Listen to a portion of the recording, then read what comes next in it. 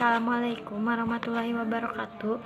Wilujeng enjing kanggo pemirsa sadayana simkuring dina waktos ieu bade ngadugikeun sawartara warta anu kantos kajantenan dina saminggon kapengker ieu. Anu kahiji, Jakarta, Wakil Pupuhu Partai Demokrat Syarif Hasan negaskeun partaina teu acan resmi ngagabung dina pamerintahan Joko Widodo Ma'ruf Amin.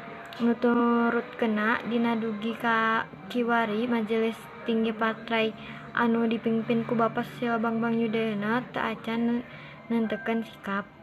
Nya emang teu acan diputuskeun ku Majelis Tinggi, saur Saepul anu dikonfirmasi wartawan dina dinten Senen.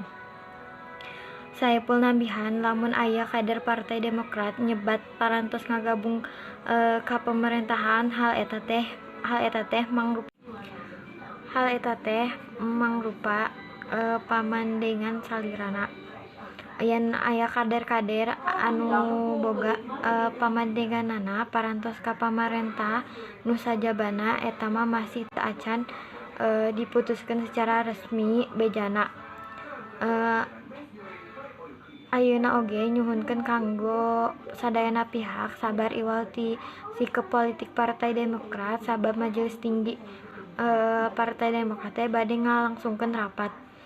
Ieu bade diproses heula sareng masih samentara diagendakeun saurna.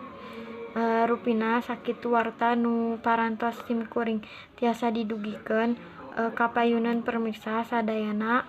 Mugi ieu warta janten mangpaat kanggo pemirsa sadayana wijeng tepang dina waktos anu kapayuna. Hatur nuhun.